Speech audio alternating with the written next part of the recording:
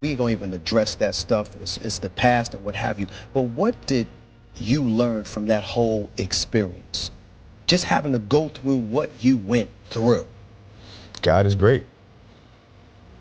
Is it that simple? God is great. Don't get no simpler than that, bro. Did you know that? I mean, everybody knows that, but the way you know it now, did you know it before that incident took place? You can know it all you want, but until you got to pick up that cross that you can't carry, and he picks it up for you and carries you and the cross, then you know. How's it going, guys? Welcome back to Holiness and Hoops, episode number 8 today. As you can see, we're in a little bit of a different setting, switching it up from the usual dorm room experience. So today I'm in the Jesuit residence here on Creighton University's campus, and I'm super excited to be joined by Father Patrick Kelly, the Society of Jesus. So wonderful to be with you, Joel. Thank you so much. So I'll kind of do a little introduction of Father Kelly, and then we'll kind of go through all of our sections as usual. But yeah, so Father Patrick Kelly is a Jesuit priest and an internationally recognized scholar who approaches the study of sport through the lenses of psychology, theology, and spirituality. Father Kelly is a former collegiate athlete himself who hasn't given up on his passion of sports. Father Kelly grew up in Detroit area playing sports before going to Grand Valley State for football. He was the captain on the Grand Valley State football team and took home all conference honors as a free safety. Father Kelly has lectured and taught all over the world, including working in conjunction with the Vatican. He spent 4 years teaching at Detroit Mercy, as well as 13 years at Seattle University, before recently being named the Charles and Mary Hyder Endowed Jesuit Faculty Chair here at Creighton University, joining us in August. Father Kelly has an extensive list of publications, including 2 books. His most recent book is Play, Sport, and Spirit, and that came out in 2023. And then his other book is Catholic Perspectives on Sports from Medieval to Modern Times, which came out in 2012. As mentioned before, Father Kelly has worked in close conjunction with the Vatican, contributing to the Catholic Church's first book-length document on sports, Giving the Best of Yourself. He was with Pope Leo this past June for the Jubilee of Sport, as you might have seen on the Holiness and Hoops Instagram. And yeah, so just super excited to have you on here today. Great to be with you. Yeah. Thank you. So now we'll kind of do our usual kind of recent scores and news around college basketball for all of you basketball fans out there. So some big news was Charles Bediako was denied his motion for a preliminary injunction, making him ineligible to play college basketball, which is just kind of shaping the NIL and professional to collegiate side of basketball. Connected to that, Amari Bailey took a recruitment visit to Grand Canyon University in hopes of returning to college basketball this past week. The former UCLA guard was drafted by the Hornets and played in 10 NBA games on a 2-way contract. That's kind of the first return of someone who's played in the NBA, at least hopeful return. And then some recent scores. Kansas defended home court against number 1 Arizona on Monday, winning by 4 without Darren Peterson. This leaves Miami, Ohio, as the only remaining undefeated team who looks to make it 25 in a row against Ohio tonight. And then on Wednesday, in some Big East scores, Creighton unfortunately fell to DePaul 72-71. UConn beat Butler 80-70, and Providence fell to Seton Hall 87-80, excuse me. But so now, if you're all good with it, we'll hop into some questions and conversations and hear more about Father Kelly. So to begin, kind of just tell me a little bit about yourself, introduce yourself for those people who might not know you, and just kind of walk me through what it's like being a Jesuit priest. So. Okay, well, thank you. And first of all, I'd just like to say this is a great idea to have this podcast, so congratulations. Thank you. And I love the title of it. I'm originally from Detroit, grew up in the Detroit area, and so I think, as you mentioned, I played sports throughout my life and then played football in college. And maybe just to say a little bit about that, when I was in college, I had at Grand Valley State, I had some important experiences for me personally, having to do with my faith. I was going to Bible studies on campus, and at the time I was going to Protestant services that my friends were going to on campus, and so it was a very important time in my life. I ended up going to the University of Detroit for 1 year after Grand Valley, and that's where I first met the Jesuits. Okay. I did a little bit of coaching, but part of me throughout my 20s, I started to think, part of me, like St. Paul says, when I became a man, I put aside childish things. Mm-hmm. So there was a part of me that was thinking, maybe I should do that. But in fact, it didn't work in my life. And I think now in retrospect, that's because I had been too profoundly influenced by my playing sports, humanly, in many good ways. And then in some ways, maybe weren't so great. And that human formation was influencing my attempts to live the Christian life. So I had to, I got realization I have one life. Mm-hmm. Yep. And God is present in all of it. No, it's not one. I didn't have one life of the body and passion, and then now a life of the spirit that's disconnected from that. But rather, God was present in all my life experiences, including playing sports and up to the present. So when I did the spiritual exercises retreat as a Jesuit novice, that was very helpful in this respect. So that's actually how I ended up initially getting involved in the study of sport too. Because so instead of just rejecting it, I started to realize, well, no, maybe I need to just reflect on it more. Mm-hmm. In what ways was it leading to my growth as a person? How did it lead to maybe have some spiritual values present in it? I think especially of friendships, relationships that you develop with teammates that for me have lasted till this day, but other kinds of values that you learn too. So I started studying those things academically, and maybe we can talk a little bit later about my working with a psychologist who has a very long name, Mihai Csikszentmihalyi, but he's the author of Flow Psychology Theory. Do you want me to say something about being a Jesuit? Yeah, absolutely, please. So the Jesuits are a religious order in the Catholic Church, okay.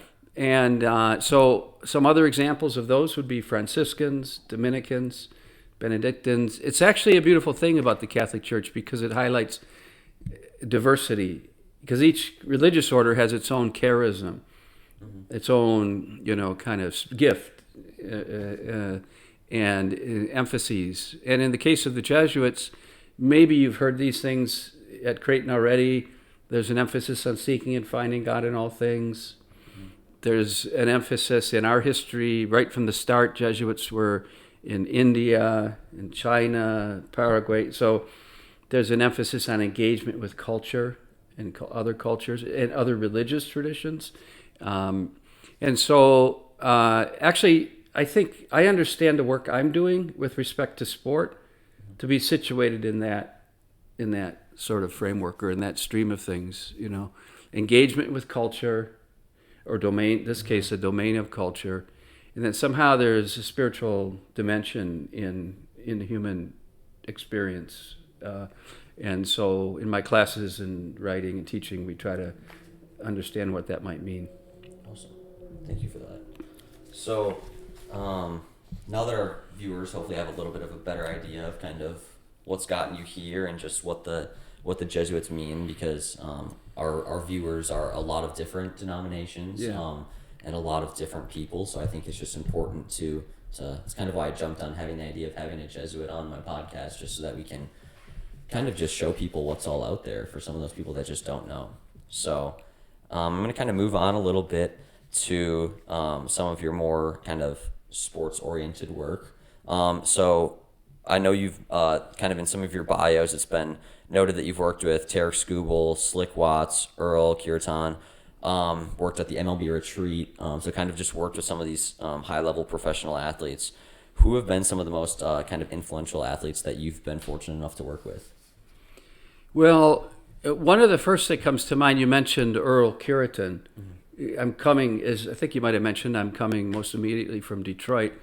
And during my time there, these last 5 years, sadly, he passed away a couple years ago. But before that, and then actually even before that, when I was in Detroit earlier, I had worked with him. He played for the University of Detroit when that's what its name was, and he was on a team, that went to the March Madness and things like that. And then he played professionally for many years. He has 2 NBA championships. Okay. But he's from Detroit, from Finney High School. Really has a heart for the city of Detroit and the young people in the city of Detroit. And so he was a real moving force behind trying to rehabilitate something called, they call it Ceciliaville. Okay. And it was a Catholic church, St. Cecilia's, that in the late 1960s opened its doors to youth from the neighborhood there in the city of Detroit. And then it became a really famous place for young people to go and play basketball. Okay. And you know, summer leagues were developing. Sometimes NBA players and college stars would come and play at St. Cecilia's, a real tiny kind of gym, you know, but it served a really important role in the community at the time, to give young people something to do. There was mentorship there. A man named Sam Washington started it, but also from the church that was next door. And so Earl, what he was trying to do when I was there in Detroit was he was actually he was working with the Detroit Pistons in terms of community outreach. And so he was, you know, there was money coming from that organization. He was trying to raise awareness of the need for this. So just a beautiful person who had a real heart for the young people of the city of Detroit. By the way, I think that's, I just talked with Josh Dotzler just before coming down. And I don't know if you know Josh, but he played here. Yep. I think he graduated in the 90s. Yep.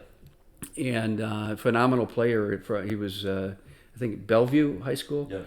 And anyway, now he's the CEO of this organization called Abide. Yep. So I'm mentioning that because we were talking about how the values that we learn playing sports, in both of their cases basketball, a team sport, where you learn how to bring your skills but then work with other people's skills toward a common goal, that they shaped the kind of work that he does now, Josh does now, with Abide, you know, and trying to make sure that everyone has the opportunity that they can flourish. And I think the same thing was going on with Earl Curitan, that he learned those values in in team sports, and then that was a big part of what was motivating him in the present. Okay, so anyway, he's one really close to, you know, in the last couple of years.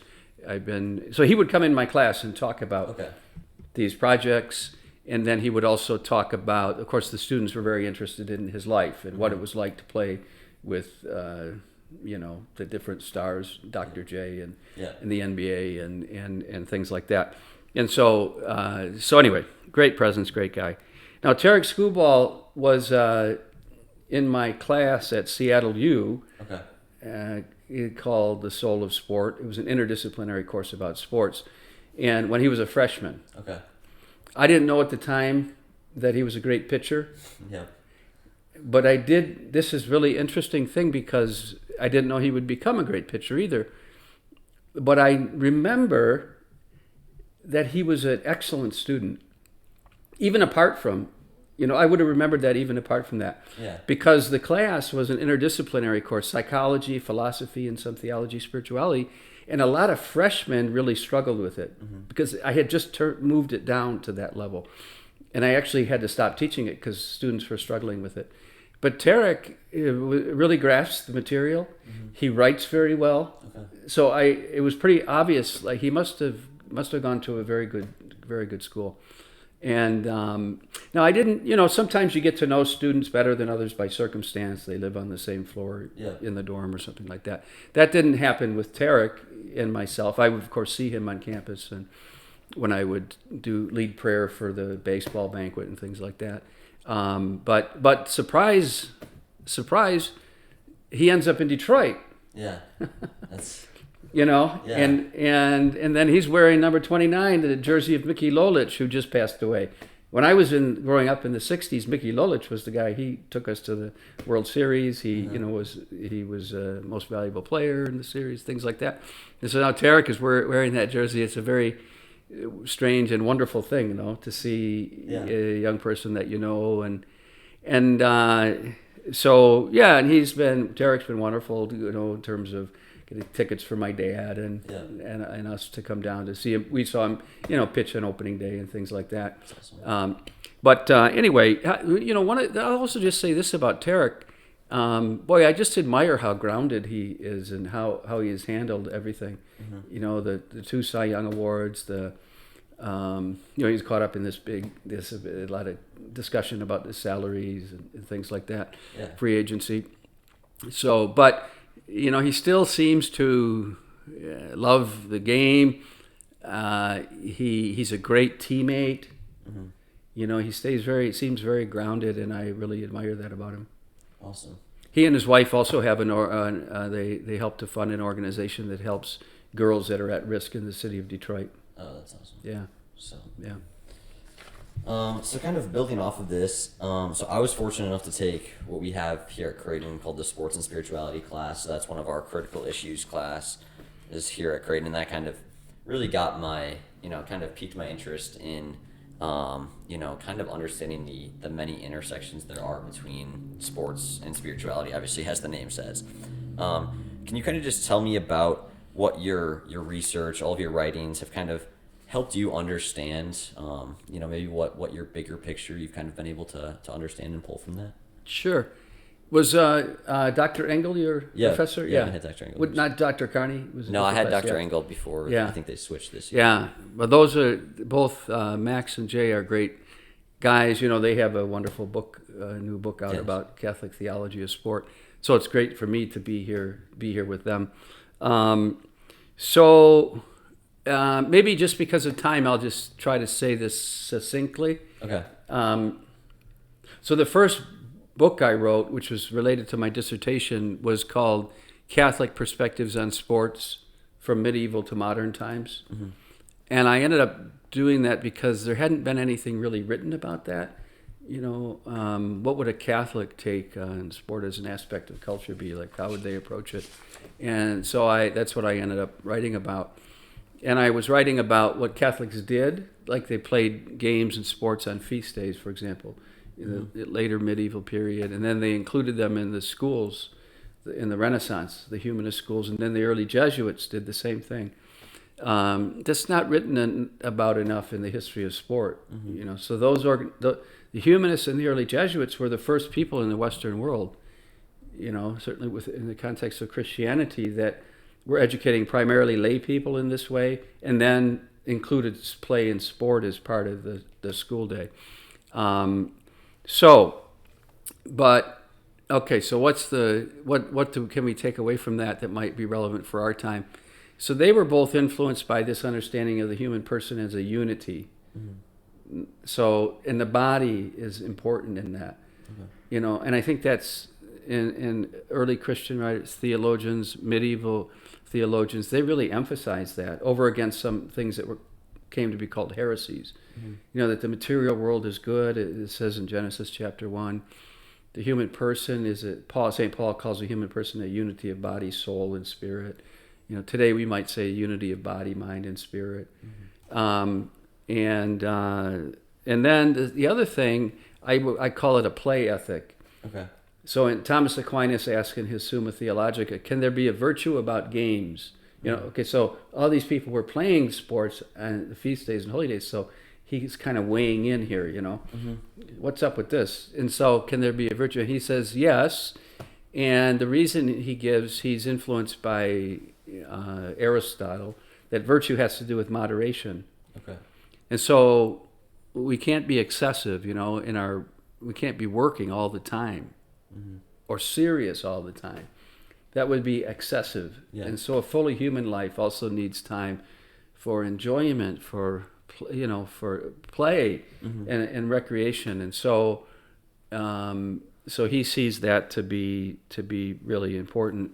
And one of the things he says is we don't play for an external end, though.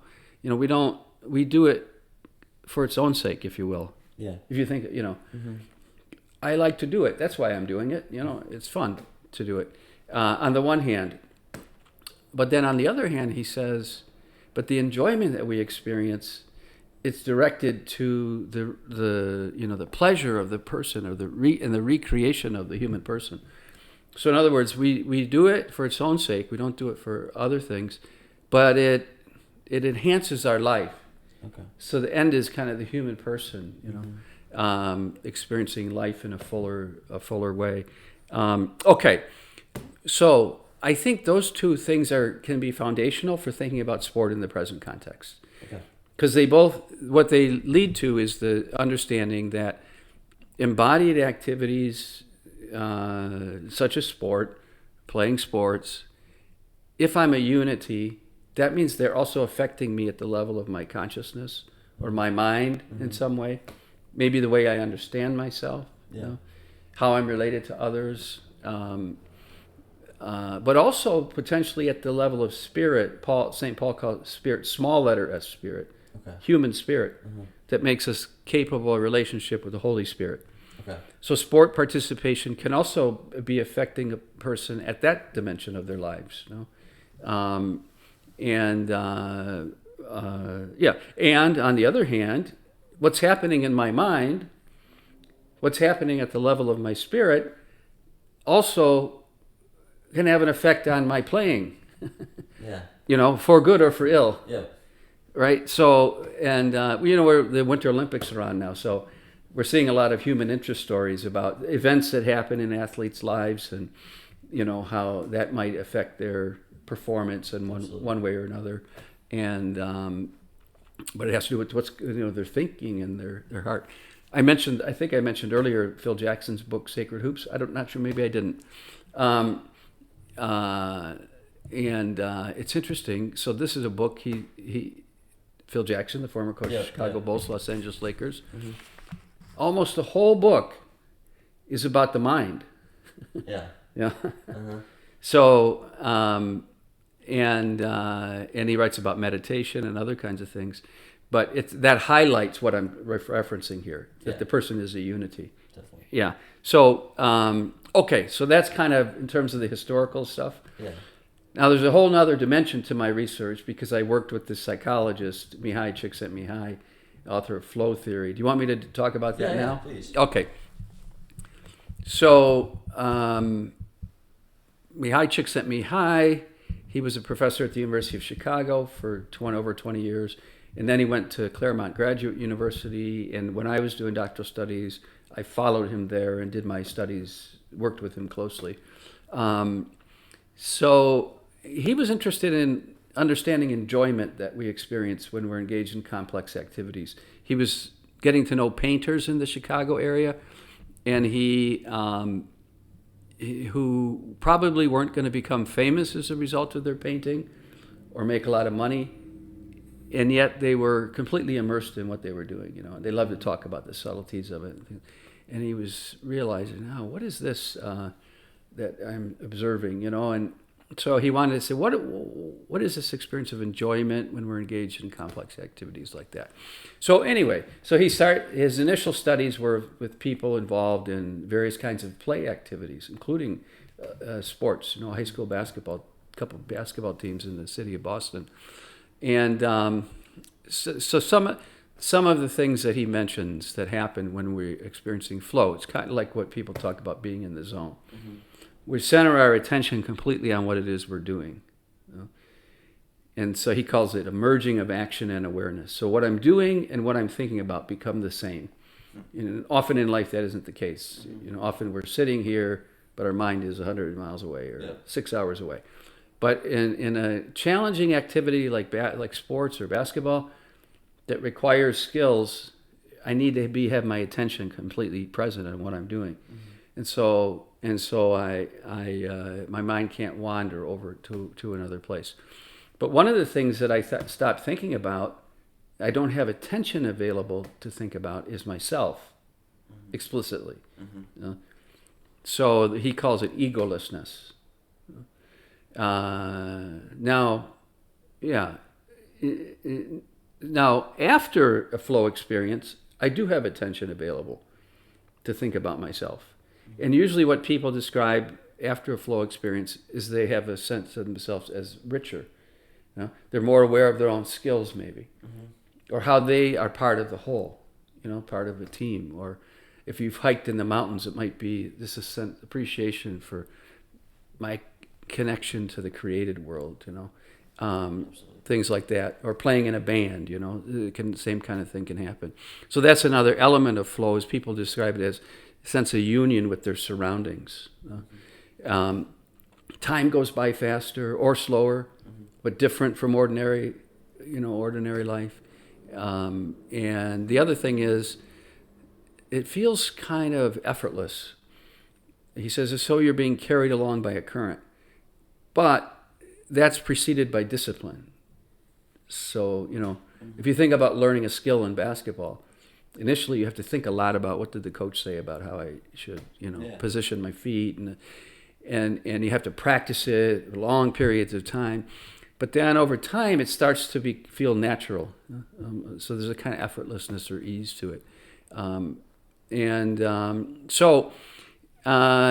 Anyway, when I was first reading these things, I was thinking, that was the first time I was reading something where I felt like somebody was naming what it actually felt like to me to play sports. Yeah. I was like, wow, this is, he's really nailing it here, in terms of, this is what I've lived for many years and why I enjoy it, enjoy participating in sport so much. So just one other element of it would be, and this is what an enjoyment is for him, when we put the whole of ourselves into it and we go beyond where we were in some way.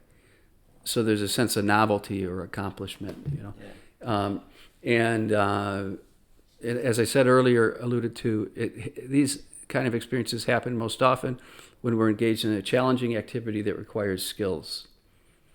So if you think of two kids playing ping pong, the most enjoyable part of the game is when the volley is the longest. Mm-hmm. It's really exhilarating. And that's because each player is pushing the other one at the edge of their skill level. Yeah. So they're each getting better, Yeah. And that's what's really enjoyable, and they, want to keep playing, want to experience that again. But it's also true for Olympic champions, Mm-hmm. Yeah. Okay, now maybe I'll just say quickly that one of the things that I noticed about this was a lot of these elements sound very similar to the way spiritual writers describe the dynamics of the spiritual life. Egolessness, union with surroundings, fully present to what I'm doing. And it's also very similar to the way Ignatius of Loyola describes spiritual consolation. Okay. So it has to do with joy as well. God gives joy, so now it's similar, it's analogous, similar but different. So it has to do with the relationship with God. There's a sense, spiritual consolation. It feels kind of, he says, it's gentle and easy, like a drop of water falling into a sponge. Or it feels like I'm coming into my own house through an open door. So there's a kind of sense you're being carried along by a current. Mm-hmm. But except this case, the current would be the Holy Spirit. And yet, that is preceded by discipline. So the spiritual exercises retreat of Ignatius, your 30 days of prayer, 5 hours of prayer a day, you're contemplating the life of Christ, coming to know him more deeply so you can follow him more closely, you're reflecting on your life. So this discipline and practice, if you will, the practice of prayer. But then over time, the person becomes sensitive to the Spirit, the Holy Spirit, and one's life, including one's spiritual life, can begin to feel like it's a flow. Awesome. That was very insightful. So, I guess for the common person's life, where do you see faith and sports kind of most clearly intersecting? And so I know we've talked a little bit about this, so I guess if I kind of want to build it into something else, but as fans who are at a sporting event, because the reality is most of the people as they get older are the fans at the events. They're not the ones actively participating. Kind of, are there things people can do to draw their presence more to God when they're at these sporting events? Yeah, one thing that comes to mind most immediately, I guess, would be to remember that we're watching and cheering for or rooting against human beings. Mm-hmm. Yeah.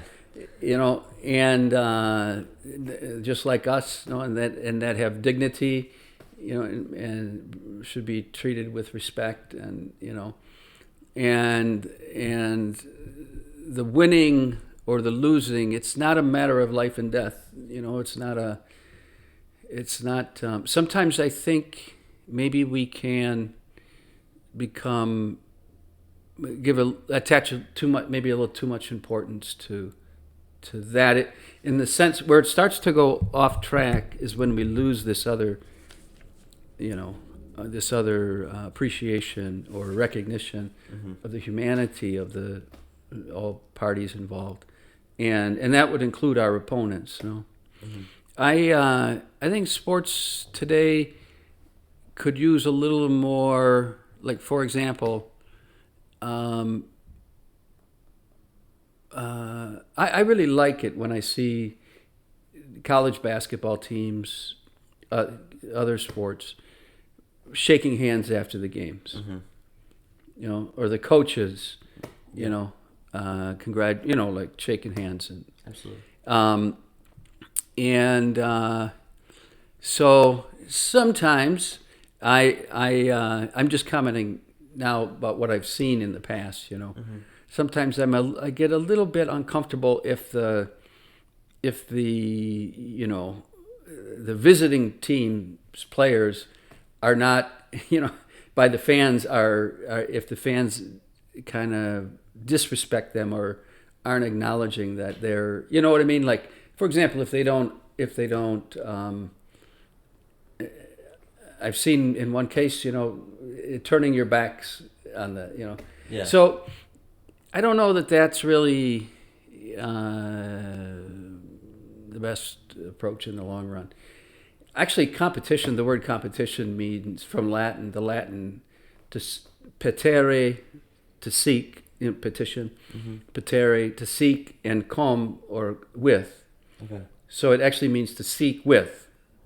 So in competition, I'm seeking something with my opponent. Yeah. Excellence, in the craft. I need my opponent to arrive at that. To arrive at that place, and so the whole experience, is what leads to something of value, and the whole experience has value, and the participants do, and they also, I think, especially maybe today,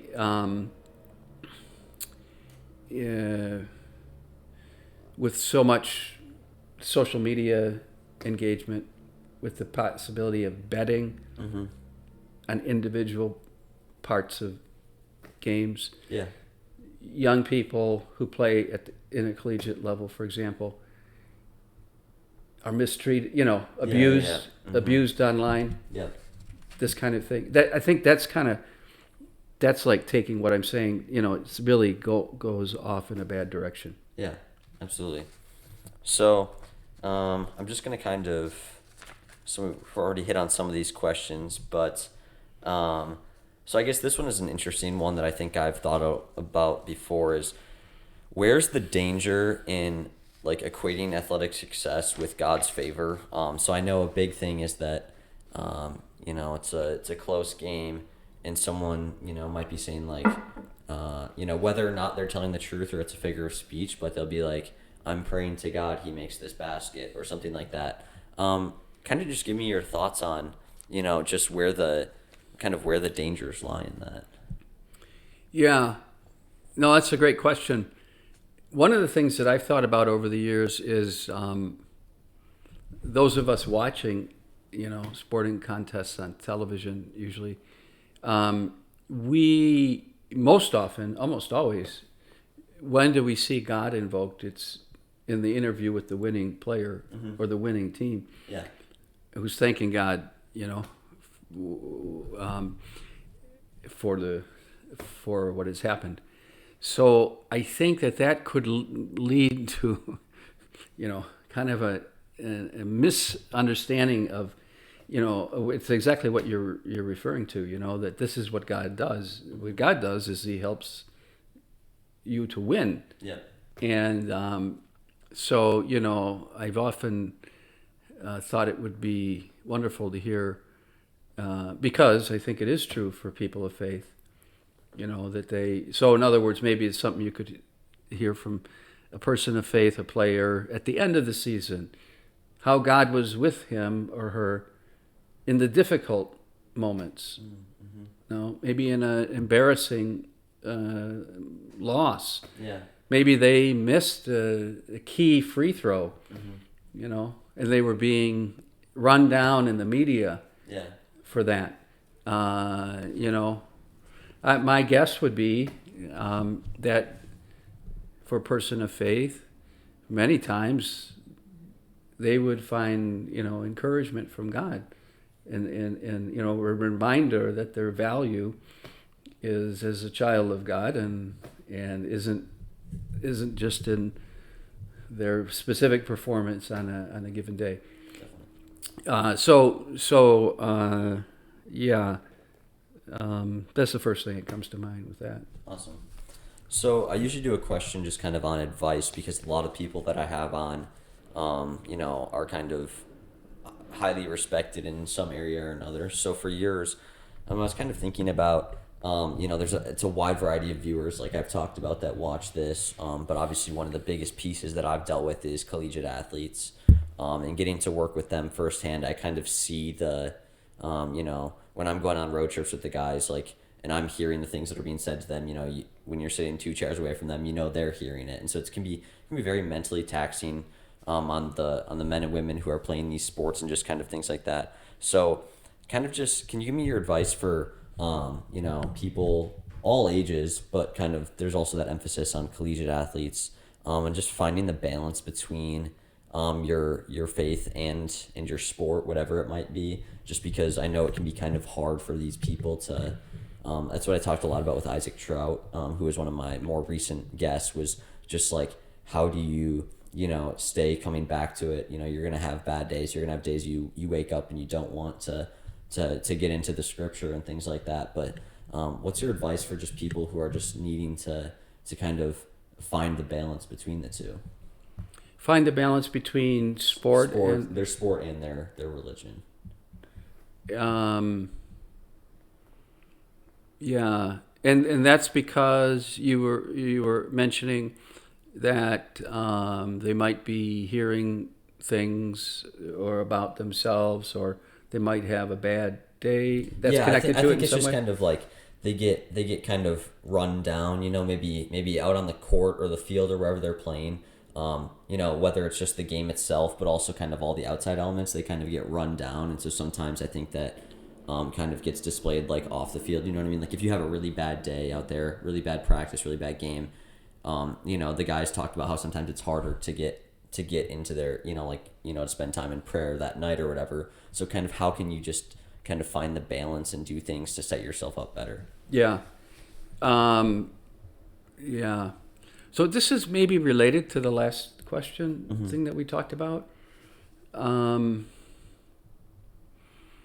I think it's good to remember, and this is kind of different from a worldly way of thinking, if you will. Yeah. Now we Jesuits love the world, of course, and Jesus, God so loved the world that he sent his son. But by worldly, I mean, kind of values that aren't the gospel. Yeah. But I think it's really important that actually, Jesus says, "Blessed are the poor in spirit," or "Blessed are those who mourn." That's not the way the world thinks, Blessed are you when you're persecuted for the sake of righteousness. Yeah. So I think what he's indicating there, and he's also very critical of people who are self-righteous, Thank God I'm not like that person, Yeah. And so Jesus, and then, God in Christ, we're talking in the context of Christian faith, is really so available to us in those moments, precisely in those moments of when we're down, most down, that sometimes those can be the moments that become the moments of great grace, in our lives. I think he may not mind if I mention this. I was just talking with Josh Dotzler. He's spoken about this, publicly himself. but he was telling me that he had a kind of serious leg injury his freshman year here at Creighton. And, and he was one of the best players in the state. In high school, they won 2 state championships at his high school. Very celebrated young athlete. And after that time, he thinks he came back a little too soon. And then he never kind of got back to his former level of playing. He felt like, but he said that actually was, one of the most important times in his life, because it brought him back to what's really matters the most, in his faith, and he started reading scripture more often, and then that opened up the doors to everything that has happened in his life since then, and his now being a great leader in the community.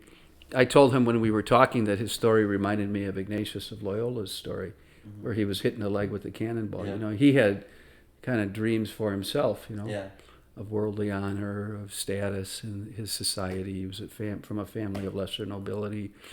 But then when he was hitting the leg with the cannonball, laid up in bed for a long period of time, couldn't do anything, he started having experience of God's presence, and then was called in a completely different direction in his life. If that hadn't happened to him, we wouldn't be sitting here today at a Jesuit university, and so sometimes the darkest moments, are the places where the light shines most brightly.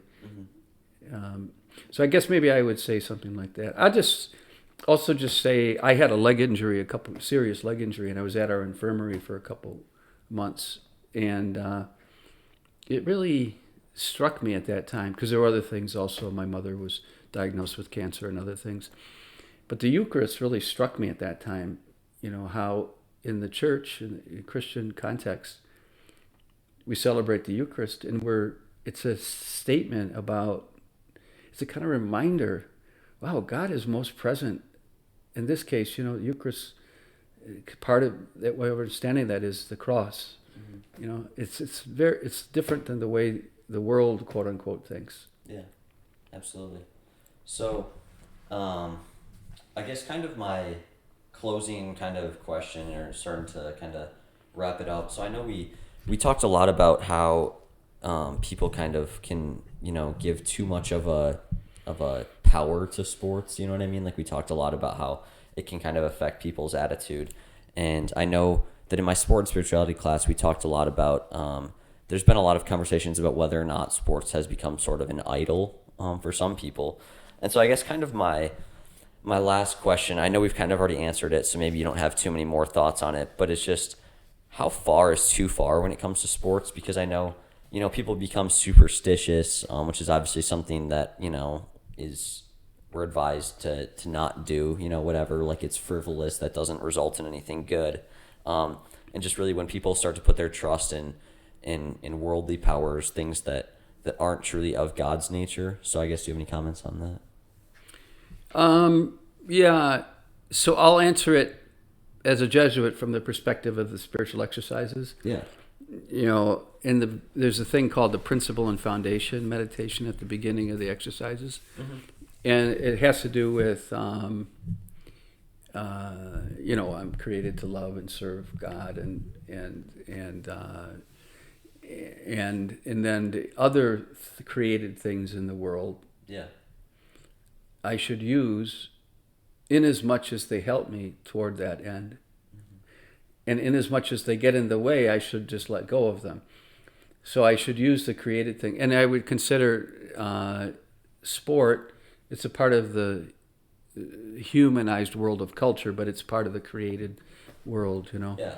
And so I want to engage with it in as much as it helps me to the end for which I'm created, to God and God's life. And now there are many ways, and I think we've talked about some of them, some of the experience of being part of something larger than myself, learning how to work together with others toward a goal, making friends, the joy involved in play. So there are many ways in which it does move in that direction. But as you're pointing out, it also maybe could be blocking. It could become too important to a person, and it's actually not helpful. For their growth. The John Paul II and all the popes have said, I think this is a helpful thing, that the dignity of the human person is primary when we're thinking about sport, and that the proper understanding of sport is that it should serve the human person in his or her holistic development. Yeah. So the person is more important than sport. And sport should serve the human person. And I think when we give it too much importance, or it's not in the right place, it can stop doing that. Yeah. So I just give one example. Now, I wouldn't put this in the category of sin or anything like that, but it's just a phenomenon that is something that's a lot of people talk about, and that is sometimes a younger person, maybe who's very good at sports, maybe basketball, they might be putting too much in that. They're putting all their eggs in that basket. Mm-hmm. When the likelihood that a young person's going to play professionally, for example, or even get a college scholarship is not real high. Yeah. Now, this is not to say that young people shouldn't have those kind of dreams, or to put that down. Yeah. Because obviously some do, many do experience that. However, the concern I'm raising is kind of a broader kind of concern, that if the young person doesn't also, attend to their studies, for example, if they're in high school, yeah, or they don't have other experiences that help them to know who they are, what they value, and things like that, then they call it foreclosed identity in psychology. They've closed their identity down too quickly. Yeah. And there's more to life, and more for them, and maybe they have more skills and more interest and more,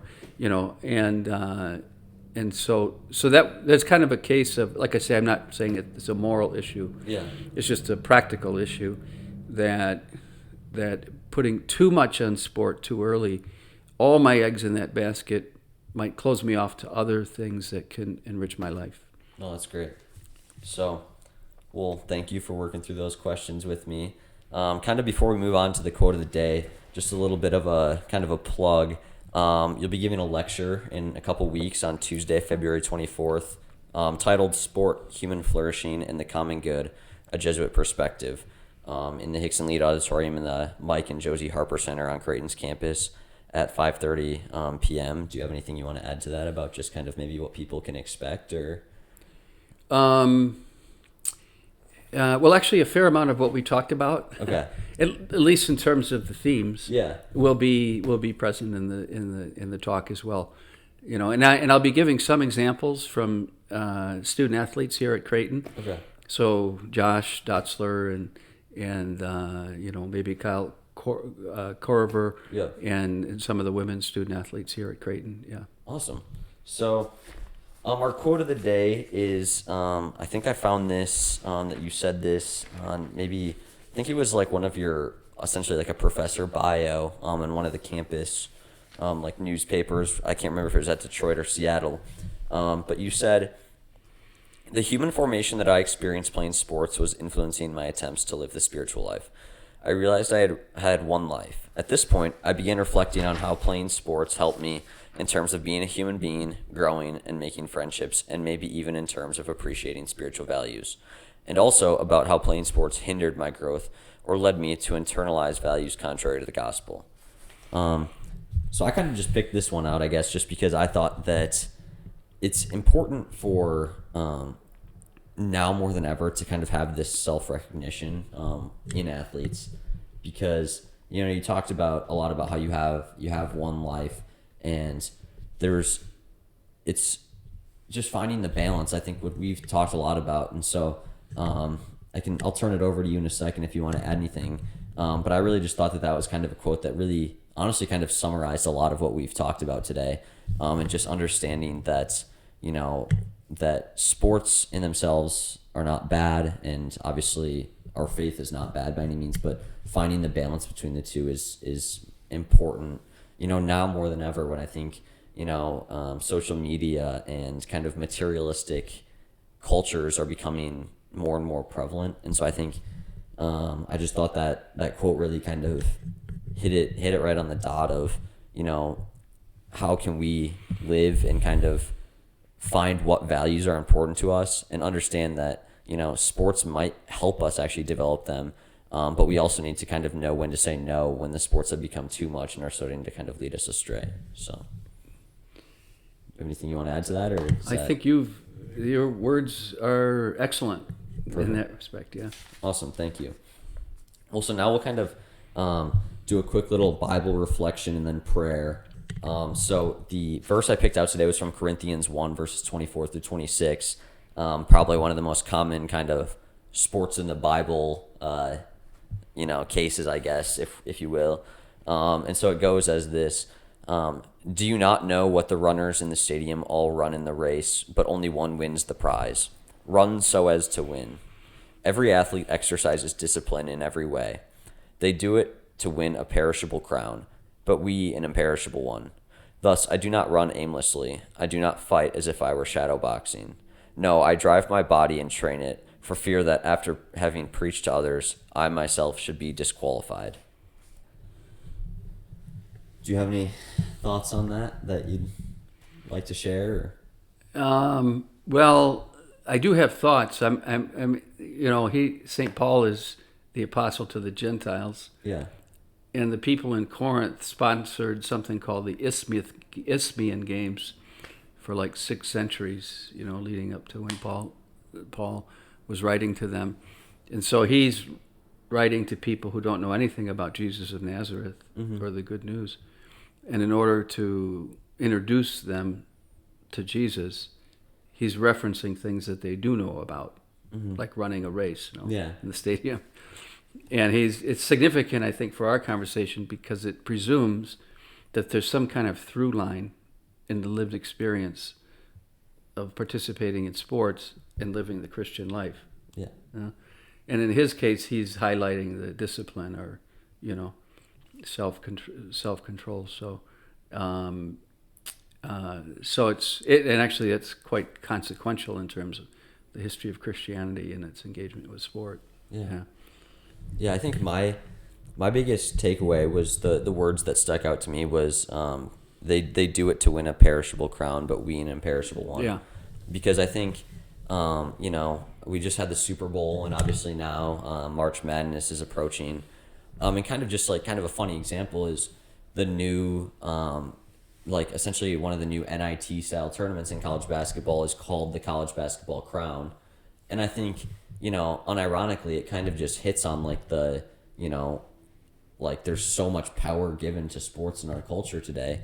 And so if we're not careful, and take a step back, like we've mentioned, finding what our purpose really is in can be important to us because, there's things that are quite literally called the crown now, that are involved in sports. And then you have the Super Bowl, which, for a lot of people, the World Series, all these trophies that are big and gold and silver, kind of like we talked about with the idols. Now, I'm not saying that those trophies are idols by any means, but I just thought it was very kind of, that sentence was, again, kind of a big summary almost of what we've talked about, is just finding the differences between, perishable versus imperishable. What's our true purpose in? So no, that's great. But so now we'll just kind of do some prayer, if that's okay with you, together, and then we'll do a little quick conclusion and sign off. But so do you want to start, or do you want me to start, or? I could start. Okay, perfect. Loving and gracious God, we give you thanks for this time today, this conversation. We ask you to help all of us to use the created things of this world, like the humanized world of culture that sport is part of, in such a way, and in as much as they lead us to fuller life in you. and to help us to find the freedom to let go of the things that keep us from you. And I'd like to ask for your blessing upon Joel and his podcast, and on all the students at Creighton University, and the student athletes here as well. Heavenly Father, thank you so much for this conversation that I was able to have with Father Kelly today. I just ask that you continue to support us, and that you bestow your blessings upon him and everyone else associated with Creighton who are, spreading the word on how we can use sports to glorify your name. On this Friday morning, I ask you to be with the Dix family and Josh and his dad and his brothers and all of his teammates, and be with the soul of Kelly Dix, his mother, during this time of grieving, but let them know that she is with you and you are watching over them whenever they might need. I ask that you continue to allow all of us to grow the community of believers, and not be afraid of speaking up and sharing the goodness of your glory. I thank you for all of this and the opportunity that I was given today, and we ask this through Christ our Lord. Amen. Amen. Well, thank you so much for coming on the podcast today. I had a blast and learned a lot of new things that I can't wait to tell people about. So, but kind of a tradition that I have now is that I always offer it up to the guests if they'd like to kind of shout anybody out or call someone out to maybe to share their story. So is there anyone you can think of that you'd like to see come on the podcast? Oh, well, now that's I'm so new here that it's that one might be hard for me to think of right away. That's all right. But actually, maybe I mentioned his name a couple times today. I think Josh would be wonderful. Josh Dotzler would be wonderful on your podcast. Absolutely. Very inspiring. Awesome. Young person. Yeah. So we'll get that worked out. But as always, thank you so much for listening. And I hope you enjoyed this episode. And God bless.